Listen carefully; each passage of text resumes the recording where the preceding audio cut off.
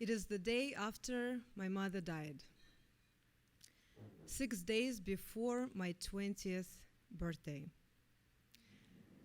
I tell my father I need to go for a walk, and that when I'm back, I'm not going to be the same. I'm telling him the truth. I feel that I've reached the end of my limit and that I'm finally going to lose it. He shrugs his shoulders and goes about his business. 8 months earlier, I'm living in the projects in the Bronx in a roach-infested apartment. Every night when I come home, I turn on the lights and wait for 5 minutes for the roaches to run away. You see, I try to kill them, but they just keep living, and now they own this apartment.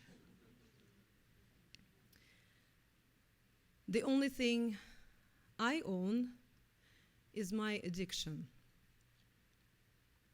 I'm completely broke. My friend lets me stay here because I'm a crack addict and I can't live with my parents. But last night changed everything. My best friend, my drug dealer, hurt me so bad I almost died. In fact, I did die for 5 days. But then I came back.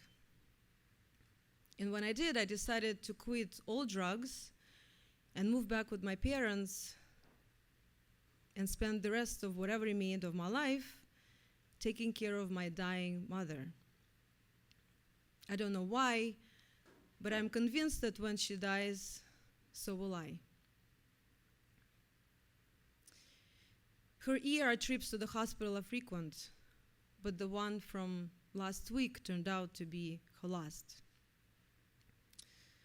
I visit Mom every day, watching her lay there in the fetal position, drifting away. I'm her only visitor.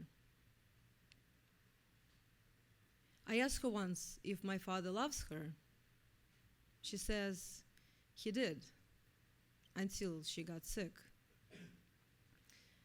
I'm hurt but not surprised.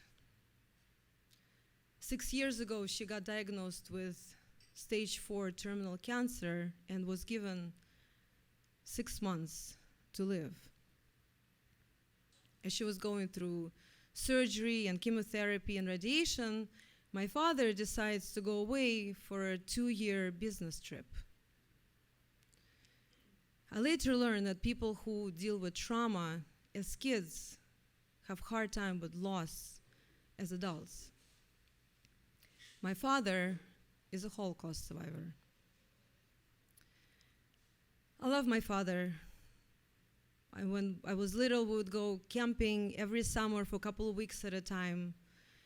I rely on him to always be there, but when he comes back, he's a stranger to me. One day I come to the hospital thinking it will be my final visit, to only see Mom scream like I've never seen anyone scream before, tubes sticking out of every hole in her face, foam out of her mouth. She did not sign the papers, they tell me.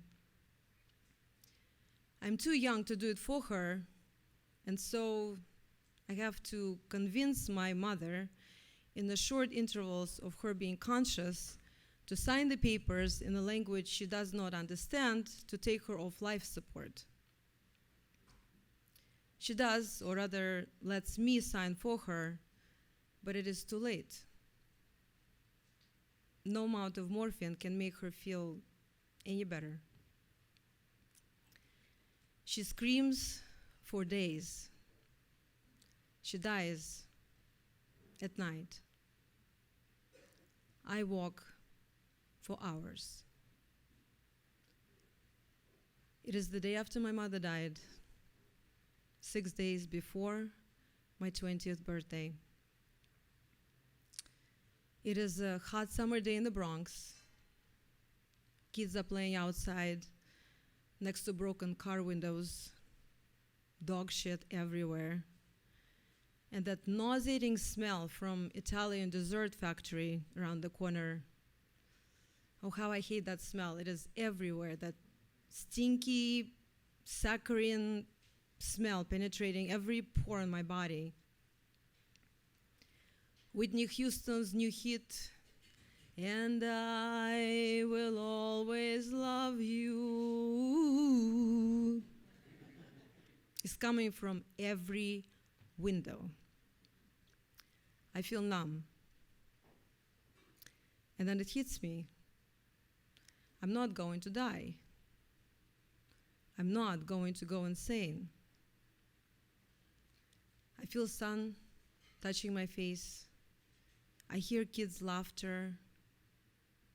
I'm in awe that human mind, my mind, is seemingly capable of handling just about anything. It's like a roach. No matter how much you try to kill it, it just keeps living.